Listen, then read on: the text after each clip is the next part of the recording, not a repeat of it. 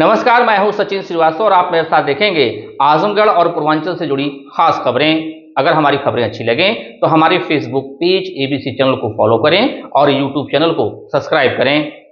खबर के प्रायोजक हैं Dalim Sunbeam school, Tiwaripur Mau road, Sidhari, Azamgarh. Admission open for play group 2 class 9th।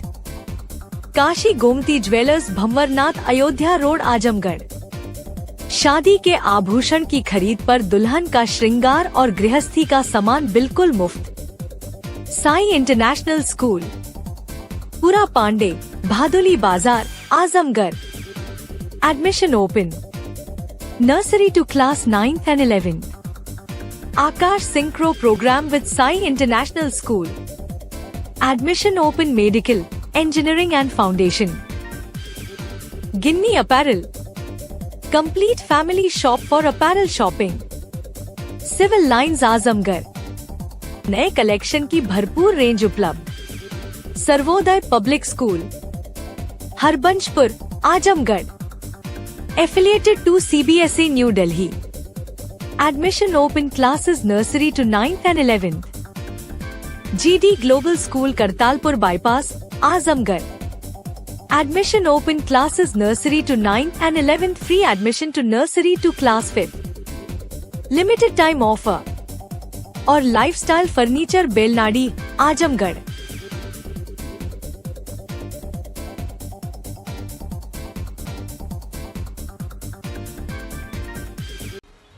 खबर आजमगढ़ से, जहां शैक्षिक सत्रारंभ के प्रथम दिवस पर जनपद आजमगढ़ में स्कूल चलो अभियान के अंतर्गत 6 से 14 वर्ष आयु के सभी बच्चों के 100% नामांकन हेतु जिला स्तरीय जन जागरूकता रैली का आयोजन पीएम श्री कंपोजिट विद्यालय मोहम्मदुल्लाह रानी की सराय आजमगढ़ से किया गया।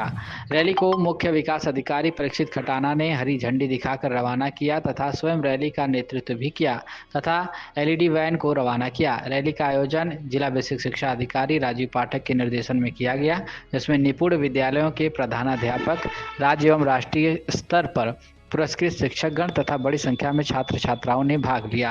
रैली के दौरान बच्चों द्वारा स्कूल चलो नामांकन से एक भी बच्चा छूटा, संकल्प हमारा टूटा, पढ़ेंगे पढ़ाएंगे, देश का मान बढ़ाएंगे, बेटा बेटी एक समान, सबको शिक्षा सबको ज्ञान जैसे प्रेरणादायक नारों से पूरा क्षेत्र गुंजायमान हो उठा।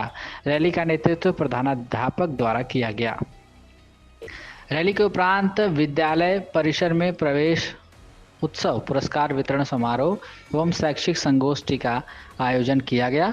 इस अवसर पर मुख्य विकास अधिकारी ने कहा कि 6 से 14 वर्ष तक का कोई भी बच्चा नामांकन से वंचित नहीं रहना चाहिए, चाहे वह प्रवासी परिवार का हो या कमजोर वर्ग से संबंधित हो। उन्होंने 100% नामांकन के साथ नियमित उपस्थिति सुनिश्चित करने पर बल दिया। उन्होंने बच्चों को मोबाइल व टीवी से दूर रहकर पुस्तकें, समाचार पत्र व लेख पढ़ने के लिए प्रेरित किया। कार्यक्रम के दौरान जिला बेसिक शिक्षा अधिकारी ने बताया कि सरकार द्वारा बच्चों को निःशुल्क पाठ्य पुस्तक, यूनिफॉर्म, बैग, जूते, मोजे, स्वेटर एवं डीबीटी के माध्यम से 1200 की सहायता, मध्याह्न भोजन,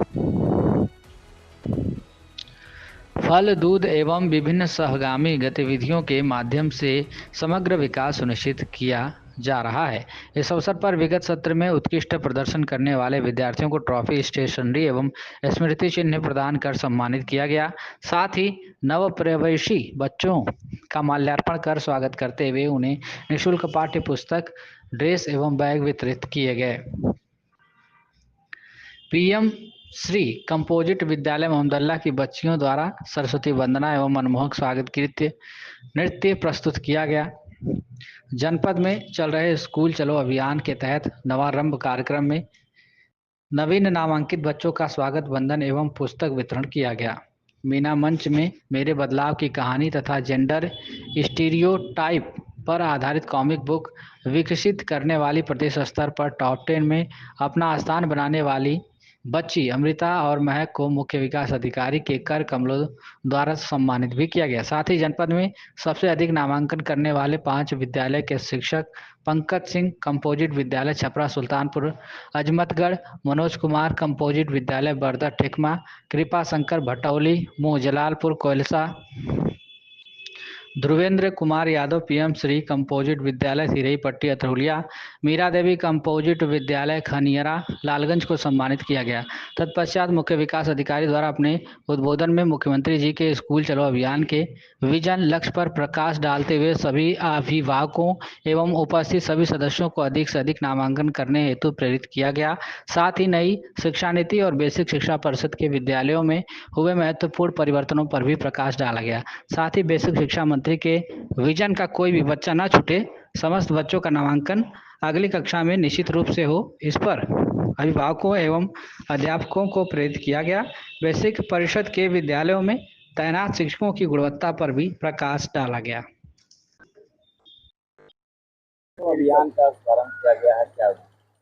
देखिए, आज हमारा स्कूल चलो अभियान का जो प्रथम चरण है 1 से 5 अप्रैल जो अभी शुरुआत हुई है आज, उसका शुभारंभ यहाँ पे किया गया है और अभियान के विषय में लोगों को अवगत कराया गया है, बताया गया है किस प्रकार शिक्षा व्यवस्था से हमारे जो फॉर्मल एजुकेशन जो सेक्टर है उससे हमारे छोटे बच्चों को प्री प्राइमरी एजुकेशन से, प्राइमरी एजुकेशन से, जूनियर एजुकेशन से और फिर सीनियर सेकेंडरी एजुकेशन से उनको जोड़ने का जो शासन द्वारा निर्देश जारी किए गए हैं उसके विषय में लोगों को अवगत कराया गया है। हमारे जो छोटे बच्चे स्कूल चलो अभियान के अंतर्गत आज जुड़े हैं उनको पुस्तकें, कलम आदि देकर के उनको सम्मानित किया गया है और लोगों से अपील की गई है कि ज़्यादा से ज़्यादा लोगों को इसमें जोड़े। माननीय मुख्यमंत्री जी का ये विशेष एक अभियान है। पूर्व के सालों में इसके जो परिणाम रहे हैं वो बहुत दूरगामी रहे हैं, बहुत सुखद रहे हैं। तो हमें आशा है कि इस वर्ष भी शिक्षा विभाग अच्छी मेहनत करके ज़्यादा से ज़्यादा हमारे बच्चों का नामांकन इस अभियान के अंतर्गत होगा। तो आगे चल के हम जो हमारी सरकारी स्कूलों की जो शिक्षा व्यवस्था है उससे अच्छे लोगों को जोड़ेंगे, अच्छे बच्चों को जोड़ेंगे और इसको आगे और भी बड़े स्तर पे हम लोग लेकर के जाएंगे। सर, तमाम विद्यालय हैं उनके, देखिए सरकारी विद्यालय में पूर्व में जो शिकायतें होती थी कि इंफ्रास्ट्रक्चर पे कमियां हैं, टीचर्स की कमियां हैं, अभी हमने इसी पिछले वर्ष हम लोगों ने समायोजन करके प्रॉपर तरीके से फेयर डिस्ट्रीब्यूशन के माध्यम से ये सुनिश्चित किया कि किसी भी स्कूल में जो है 1 से 2 से कम शिक्षक हमारे ना हो, मिनिमम कम से कम हमारे यहाँ सभी स्कूलों में शिक्षकों की तैनाती हो। इंफ्रास्ट्रक्चर पे सरकार ने मिशन कायाकल्प चलाया, आप लोग उससे सब अवगत होंगे। स्कूलों में टाइल्स इत्यादि लगी, स्कूल के वॉशरूम सुदृढ़ हुए, कंपोजिट ग्रांट स्कूल को प्रोवाइड की जाती है ताकि छोटी मोटी कमियां जो स्कूल्स में होती हैं वो ख़त्म हो जाए। मिड डे मील का आप सब लोगों को पता है। तो ऐसे बहुत सारे पैमाने होते हैं जिस पे बच्चों की ओवरऑल जो कॉम्प्रिहेंसिव हेल्थ डेवलप होनी चाहिए, जैसे टीचर्स की क्वालिटी इत्यादि, इस पे बहुत काम हुआ है, टीचर ट्रेनिंग पे बहुत काम हुआ है। तो आज जो हमारे स्कूल सरकारी स्कूल है वो किसी प्राइवेट स्कूल से कम नहीं है। आप वहाँ का इंफ्रास्ट्रक्चर देखिए, जैसे आप जिस कंपाउंड में खड़े आप यहीं का इंफ्रास्ट्रक्चर देखिए। और सबसे अच्छी बात यह है कि हमारे बच्चे को जो शिक्षा मिलती है वो फ्री शिक्षा मुहैया करवाई जाती है सरकार के द्वारा। तो निःशुल्क शिक्षा मिले, निःशुल्क उनको पुस्तकें मिलें और आगे चल के वो समाज में अपना योगदान दे, अपने करियर को बनाए, इससे अच्छी बात क्या हो। इसीलिए हमने लोगों से अपील किया है कि ज़्यादा से ज़्यादा लोग हमारे सरकारी स्कूलों की।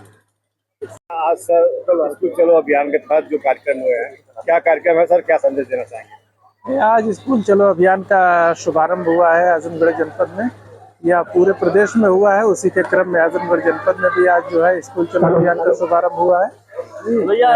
यह जो है कार्यक्रम 1 तारीख से 15 तारीख तक प्रथम चरण में और फिर जुलाई में जो है 1 तारीख से 15 तारीख तक चलेगा।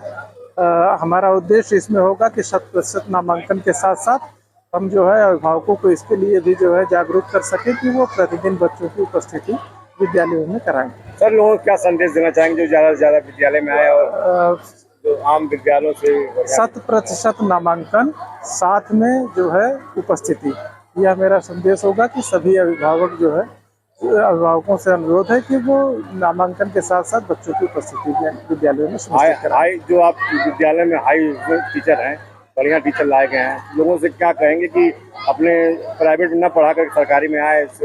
निश्चित रूप से हमारे सरकारी विद्यालयों में जो है क्वालिफाइड टीचर्स हैं और जो है अब हम इंफ्रा पे भी पर्याप्त काम कर चुके हैं, तो हमारे यहाँ इंफ्रास्ट्रक्चर भी बेहतर है।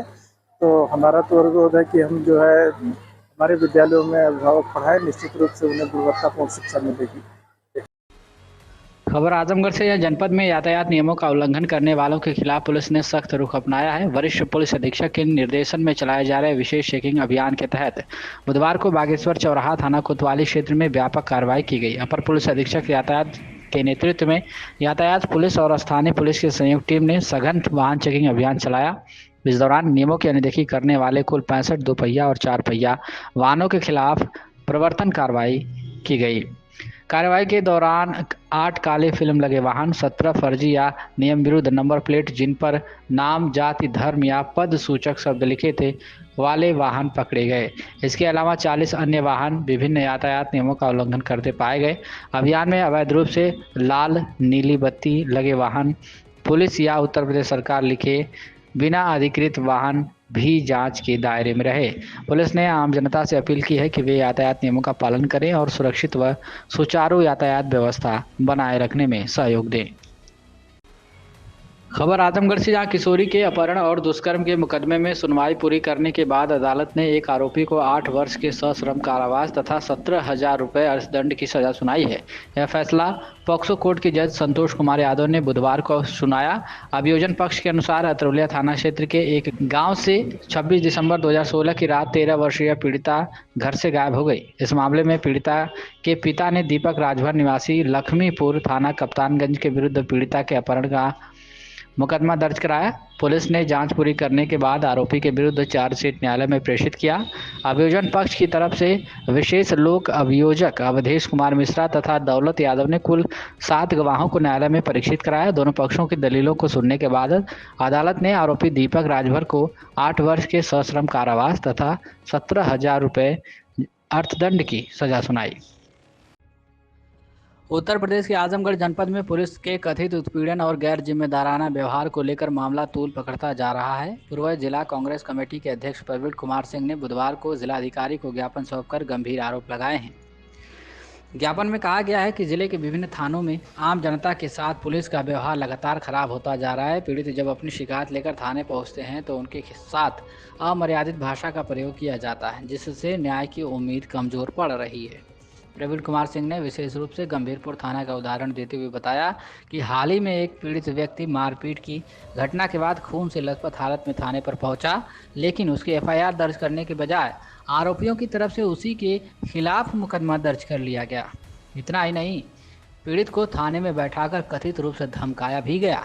उन्होंने बताया कि जब एक प्रतिनिधि के तौर पर उन्होंने थानाध्यक्ष से फ़ोन पर बात की तो उनका जवाब बेहद गैर जिम्मेदाराना था। थानाध्यक्ष ने कथित तौर पर कहा कि अगर कोई किसी को मारेगा तो सामने वाला भी प्रतिकार करेगा।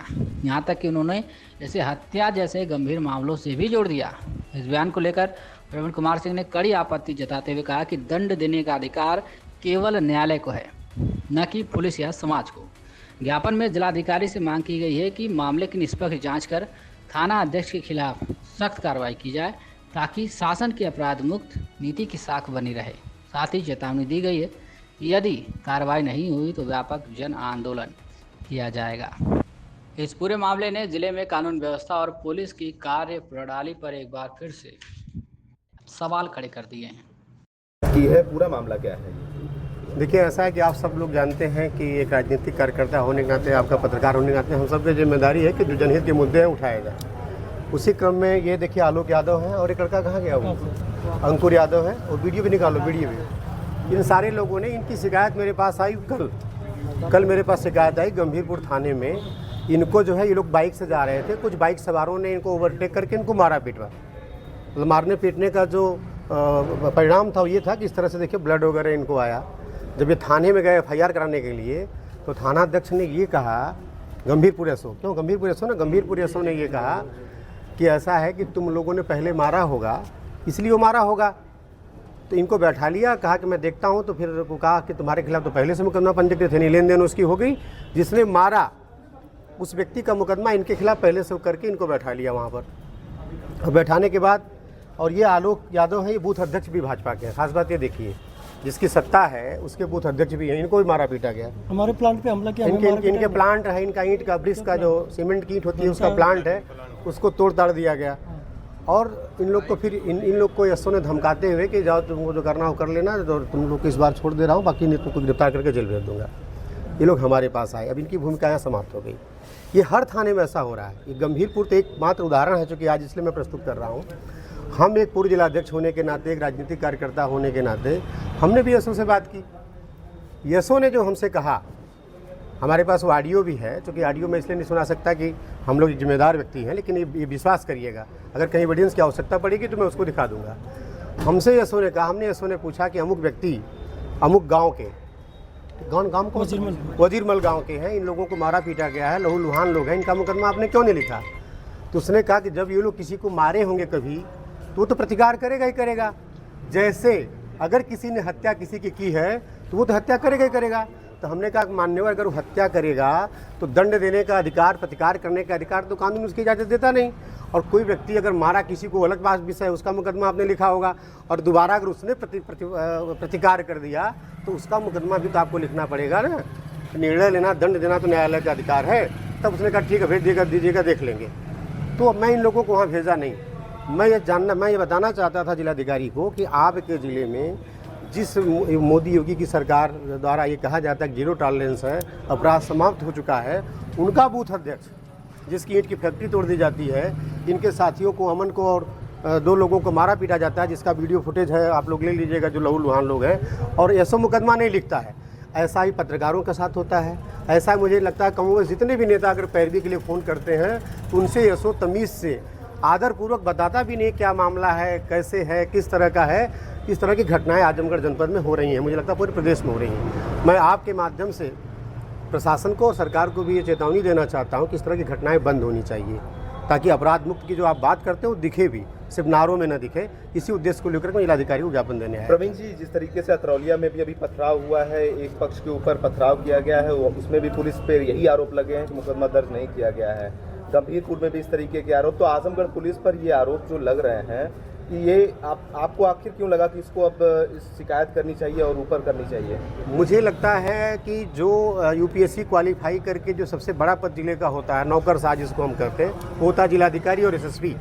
इसकी जिम्मेदारी होनी चाहिए कि जब वह जिले में आए तो कम से कम जिले के कौन पत्रकार हैं, कौन नेता हैं, उनके साथ संवाद स्थापित करें। ये पहले होता रहा है। महेंद्र नरविया पुराने पत्रकार हैं, अरविंद जी बताएंगे कि जब किसी थाने का एसओ एसडीएम जाता है तो उस क्षेत्र के प्रोमिनेंट लोग, सम्मानित लोगों के साथ बैठक करता है, सबसे बात करता है, संवाद करता है, समस्याओं के समाधान के लिए काम करता है। लेकिन उसकी प्राथमिकता नहीं रह गई है। उसकी प्राथमिकता यह रही कि डीआईजी साहब के पास कितने थाने खाने पीने के लिए हैं, एसएसपी साहब कितने में थाना बेच रहे हैं, ठीक है ना।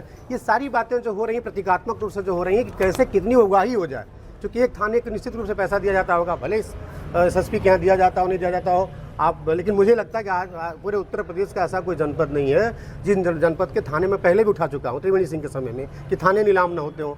थाने नीलाम होंगे, वो किसी से बात नहीं करेगा, मतलब इस तरह की संवादहीनता। जब बात नहीं करेगा, भाई मुकदमा तो लिखना चाहिए। आपने अतरौलिया की बात बताई, अभी देखिए यहाँ पर एक जो है भाजपा का बूथ अध्यक्ष, उसका मकान तोड़ लिया गया, बाद में मुकदमा किया, पैसा वैसा दे करके लोगों ने फिर नाटप्रेस कराया उसका मुकदमा उसका। इस तरह की घटनाएं हरिहरपुर, इस तरह घटनाएं जिले के कोने कोने में हो रही हैं। मैं आजमगढ़ की जनता से, आजमगढ़ के नेताओं से, आजमगढ़ के पत्रकारों से आपके माध्यम से अपील करना चाहता हूं कि हम सब लोग को इकट्ठा होना चाहिए। ये यूपीएससी क्वालिफाई होकर के आए हैं, ये नौकरशाह हैं, ये हमारे सेवक, हमारी सेवा करने आए हैं, हमें सेवा देने आए हैं। और निश्चित रूप से ये हमारे अगर सेवक हैं तो इनको हमसे संवाद रखना पड़ेगा। इनको लगता है नेता पत्रकार, दो कौड़ी का पत्रकार, 2 कौड़ी का नेता, यानी हम मंत्री नहीं हैं, हमारी टीआरपी कमज़ोर है। आप बड़े पत्रकार नहीं, आपकी टीआरपी कमज़ोर है। इनकी कौन सी टीआरपी है? ये अभी तो ले रहे हैं पैसा ना, इनको रजिस्ट्री ऑफिस से पैसा चाहिए, पीडब्ल्यूडी से पैसा चाहिए। हर डिपार्टमेंट से पैसा बांटने वाला व्यक्ति, जिले को लूटने वाला व्यक्ति, अगर किसी पत्रकार को अगर ये कहता है कि वो चोर है, किसी नेता को कहता है वो चोर है, और हमें अगर संकीर्णता के साथ, कुंठा के साथ देखता है, तो मैं समझता हूँ यह निंदनीय है। और आपके माध्यम से मैं जिला प्रशासन को चेतावनी देना चाहता हूँ कि आजमगढ़ जग चुका है, इसको और जगाया जाएगा। अगर आप लोगों ने संवाद स्थापित नहीं किया तो ईंट सीट बजा दी जाए। ठीक, पार्टी के आलोक यादव, वजीरमलपुर। कहाँ के रहने वाले? वजीरमलपुर, रानीपुर अजमा मंडल। आप बीजेपी में हैं? हाँ, बीजेपी के बूथ अध्यक्ष। बूथ अध्यक्ष। हाँ। आपके साथ घटना क्या हुई? जैसे गांव में मार हुई दशरथगंज के पास, तो मुझे फ़ोन आया कि वहाँ मार होगी, तो मैं गया तो इन लोग आकाश बेहोश पड़े हुए थे, तो उनको उठा के हम थाने पे ले गए। तो और बाकी जो हम थाने पे लगे तो वहाँ हमारा एप्लीकेशन पड़ा तो वो लोग FIR का बोले कि 10 बजे आइएगा। तो हम 10 बजे पहुँचे तो इसके पहले इनका मुकदमा रात को 10 बजे दूसरे पक्ष का हो गया था और हमारे प्लांट पे 10 बजे 2 गाड़ी तोड़ दी गई थी और हमारे ऑफिस में लूट की गई है उसी दिन रात में ही, मारने के 1 घंटे बाद। कौन लोग थे, कुछ जानते हैं? वो आकाश और एक चंद्रकेश और मिथिलेश और एक अवनीश, ये 4 लोग थे। 2 राड और एक लोहा एक हाकी लेके हमारे प्लांट पे हमला किए थे। हमारे भतीजों के भी मारे हैं, हमारा भतीजा वहीं पे था।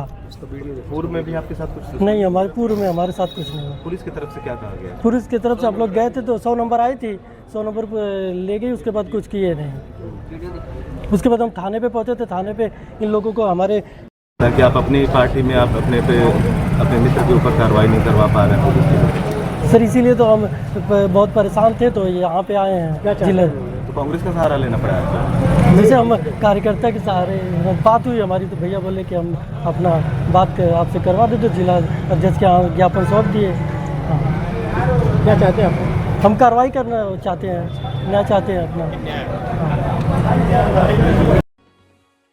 खबर आजमगढ़ से, जहां थाना मुबारकपुर पुलिस ने सरकारी कार्य में बाधा डालने और पुलिस टीम पर जानलेवा हमला करने के मामले में 6 आरोपियों को गिरफ्तार किया है। गिरफ्तार आरोपियों में 1 पुरुष और 5 महिलाएं शामिल हैं। पुलिस के अनुसार 31 मार्च 2026 को थाना जानागंज में दर्ज गैंगस्टर एक्ट से जुड़े वांछित अभियुक्तों की गिरफ्तारी के लिए मलिक शुद्धनी गांव में दबी दी जा रही थी। इसी दौरान विमलेश यादव और अन्य लोगों ने दराती व डंडों से लैस होकर पुलिस टीम पर हमला कर दिया और सरकारी कार्य में बाधा उत्पन्न की, जिससे आरोपी मौके से फरार हो गए। इस घटना के संबंध में थाना मुबारकपुर में विभिन्न धाराओं के तहत मुकदमा दर्ज किया गया था। बाद में मुखबिर की सूचना पर पुलिस टीम ने टड़िया चौराहे के पास घेराबंदी कर विमलेश यादव सहित 5 महिलाओं को गिरफ्तार कर लिया। तलाशी के दौरान आरोपी के पास से 5,800 रुपये नकद, 2 मोबाइल फ़ोन और घटना में प्रयुक्त 2 दरातियाँ बरामद की गई हैं। पुलिस ने बताया कि मुख्य आरोपी विमलेश यादव का आपराधिक इतिहास भी रहा है। सभी आरोपियों के खिलाफ आगे की विधिक कार्रवाई की जा रही है। बड़ी खबर आजमगढ़ से, जहां मुबारकपुर पुलिस ने अपने ही पिता पर जानलेवा हमला करने वाले वांछित अभियुक्त को गिरफ्तार कर लिया है। पुलिस ने अभियुक्त की निशानदेही पर घटना में प्रयुक्त कुल्हाड़ी भी बरामद की है। पुलिस के अनुसार 31 मार्च 2026 को ग्राम पिचरी निवासी ब्रिज बिहारी ने थाना मुबारकपुर में सूचना दी कि उनके भाई गोविंद ने अपने ही पिता ज्ञानधारी पर जमीन अपने नाम कराने के लिए दबाव बनाया। विरोध करने पर गोविंद ने गाली गलौज करते हुए अपने पिता के सिर पर कुल्हाड़ी से हमला कर दिया, जिससे उन्हें गंभीर चोटें आई हैं। इस घटना के संबंध में थाना मुबारकपुर में संबंधित धाराओं में मुकदमा दर्ज कर विवेचना शुरू की गई है। विवेचना के दौरान 1 अप्रैल 2026 को उप निरीक्षक अश्विनी कुमार मिश्र अपनी टीम के साथ ग्राम पिचरी पहुंचे, जहां अभियुक्त गोविंद को वादी व अन्य लोगों द्वारा पकड़कर पुलिस के हवाले कर दिया गया। पुलिस ने अभियुक्त को विधिवत गिरफ्तार कर थाने लाया और पूछताछ के बाद उसकी निशानदेही पर घटना में प्रयुक्त कुल्हाड़ी बरामद कर ली। पुलिस ने बताया कि अभियुक्त को न्यायालय में के समक्ष प्रस्तुत किया जा रहा है और आगे की विधिक कार्रवाई की जा रही है। खबर आजमगढ़ से है, जहां जिले के देवगांव क्षेत्र स्थित प्राथमिक विद्यालय देवगांव प्रथम में नए शैक्षिक सत्र के अवसर पर स्कूल चलो अभियान का शुभारंभ बड़े उत्साह के साथ किया गया। कार्यक्रम की शुरुआत देवगांव कोतवाली प्रभारी विमल प्रकाश राय द्वारा बच्चों की जागरूकता रैली को हरी झंडी दिखाकर रवाना किया गया। वहीं इस अवसर पर विद्यालय के बच्चों ने रंगारंग सांस्कृतिक कार्यक्रम प्रस्तुत कर उपस्थित लोगों को मंत्रमुग्ध कर दिया। कार्यक्रम को संबोधित करते हुए कोतवाली प्रभारी विमल प्रकाश राय ने विद्यालय की उपलब्धियों की सराहना करते हुए कहा कि यह विद्यालय लगातार दूसरी बार शासन द्वारा निपुण विद्यालय घोषित किया गया है, जो इसकी गुणवत्ता और उत्कृष्ट शिक्षा व्यवस्था का प्रमाण है। उन्होंने बताया कि वर्ष 2018 में इंग्लिश मॉडल स्कूल घोषित होने के बाद से विद्यालय लगातार हर मानक पर खरा उतर रहा है और क्षेत्र में लोकप्रियता भी हासिल कर रहा है। विशिष्ट अतिथि खंड शिक्षा अधिकारी लालगंज डॉक्टर विमल तिवारी ने अपने संबोधन में कहा कि वैश्विक महामारी के कारण बच्चों की पढ़ाई में जो व्यवधान आया था उसे विद्यालय ने शीघ्र ही दूर कर लिया।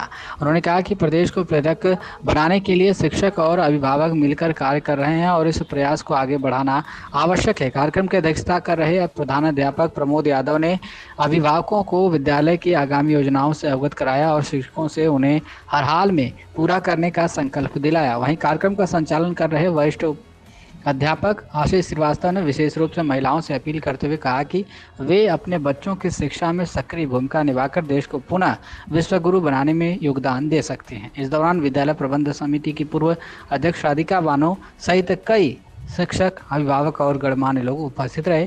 कार्यक्रम के अंत में बच्चों द्वारा आयोजित बाल मेले का आयोजन किया गया, जिसमें अतिथियों ने प्रतिभाशाली बच्चों को पुरस्कृत भी किया। कार्यक्रम में शिक्षा के प्रति जागरूकता बढ़ाने और नए सत्र के लिए सकारात्मक माहौल में बनाने में महत्वपूर्ण भूमिका निभाई। ये है डालिम सनबीम स्कूल। डालिम सनबीम स्कूल एक सकारात्मक, आनंदमय और सृजनात्मक वातावरण में शिक्षा की नींव को मजबूत करता है। यहाँ बचपन की शुरुआत पॉजिटिव असेंबली और एंगेजिंग एक्टिविटीज के साथ होती है। यहाँ बच्चे tracing board, phoenix, early reading and writing, crafts and yoga को एक्सप्लोर करते हैं। स्मार्ट क्लासरूम्स के साथ साथ यहाँ सब्जेक्ट्स के अनुसार साइंस लैब, मैथ और कंप्यूटर लैब की भी सुविधाएं हैं। एक बड़ी लाइब्रेरी भी जो बच्चों में क्रिटिकल थिंकिंग को बढ़ाता है। स्पोर्ट्स जैसे कि बास्केटबॉल, वॉलीबॉल और स्केटिंग से बच्चे फिजिकली फिट रहते हैं। इंडोर गेम्स जैसे कि चेस और कैरम के जरिए बच्चे टीम वर्क सीखते हैं। ये वाराणसी के 50 साल से भी ज्यादा पुराने डालिम्स स्कूल की ही एक ब्रांच है। इसकी लोकेशन है तिवारीपुर, सिधारी, आजमगढ़। सर्वोदय पब्लिक स्कूल आजमगढ़ में आपका स्वागत है, जहां हर दिन एक नई शुरुआत होती है। यहाँ आपके बच्चे की अच्छी शिक्षा और बेहतर भविष्य के लिए नई शिक्षा नीति 2020 के अनुरूप पाठ्यक्रम है और इससे जुड़ी सभी सुविधाएं उपलब्ध हैं। यहाँ sports, horse riding, dance classes जैसी यूजफुल एक्टिविटीज तो होती ही हैं, साथ ही लाइब्रेरी, म्यूजिक और आर्ट एंड क्राफ्ट के थ्रू भी बच्चों की क्रिएटिविटी को स्पेशली बढ़ावा दिया जाता है। बच्चों को तकनीकी दुनिया से जोड़े रखने के लिए स्मार्ट क्लासेस, रोबोटिक्स और कंप्यूटर लैब्स उपलब्ध हैं। छोटे बच्चों के लिए अलग से प्ले सेट एरिया है और एक्टिविटी रूम की व्यवस्था है। सर्वोदय स्कूल में बड़ी क्रिकेट एकेडमी के साथ ही हेल्थ और वेलफेयर क्लब भी है, जहां पर बच्चों को सेहतमंद और खुश रखने की पूरी कोशिश की जाती है। 6th क्लास से गर्ल्स के लिए सेपरेट क्लासेस और बिल्कुल सुरक्षित स्कूल बस सर्विसेज, वो भी GPS के साथ सभी रूट्स के लिए अवेलेबल है। Kashi Gomti jewellers, A wing of Kashi Gomti group, निकट भंवरनाथ मंदिर, अयोध्या रोड, आजमगढ़। शादी के आभूषण की खरीद पर दुल्हन का श्रृंगार और गृहस्थी का सामान बिल्कुल मुफ्त।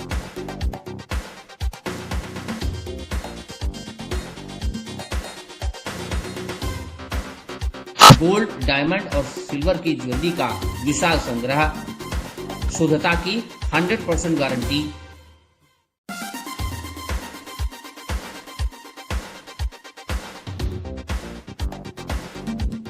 अपने खूबसूरत लम्हों को बनाएं और यादगार। पहुंचें काशी गोमती ज्वेलर्स, निकट भंवरनाथ मंदिर, Ayodhya road, Azamgarh. Sai international school, जहां हर दिन एक नई शिक्षा की शुरुआत है। Modern education system, smart classrooms, expert teachers और एक ऐसा एनवायरनमेंट जहां हर बच्चा अपने सपने सच करता है। पढ़ाई के साथ साथ स्पोर्ट्स, आर्ट और एक्स्ट्रा एक्टिविटीज। आजमगढ़ का बेस्ट इंग्लिश मीडियम स्कूल, जहां हर बच्चे को मिलता है परफेक्ट एजुकेशन। एडमिशन ओपन आज ही जुड़े साई इंटरनेशनल स्कूल से, जहां हर कल नई उम्मीद के साथ रोशन होता है।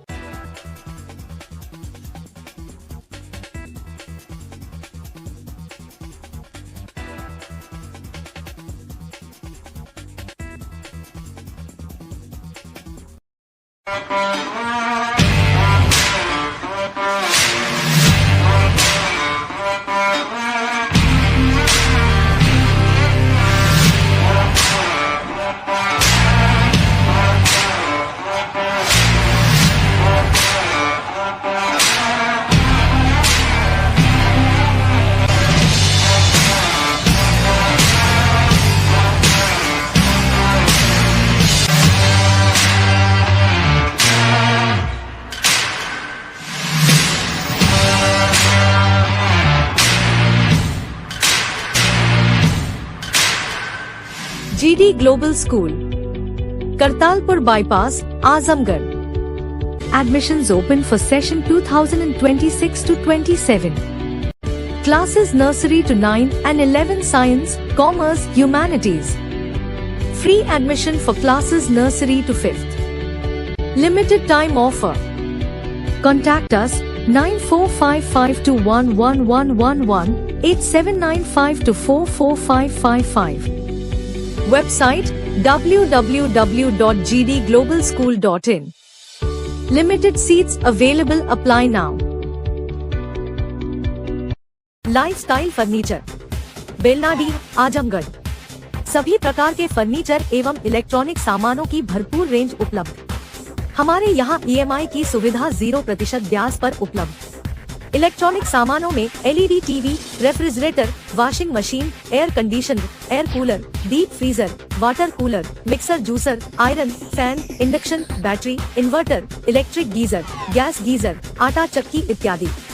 फर्नीचर के सामानों में बेड, गद्दा, सिंगारदान, अलमीरा, sofa, table, chair, rack, stool, संदीली, सीढ़ी, डाइनिंग टेबल, झूला आदि। शादी विवाह की हो तैयारी या ऑफिस और घर के लिए सामानों की करनी हो खरीदारी, पहुँचिए लाइफस्टाइल फर्नीचर, बेलनाडी, आजमगढ़।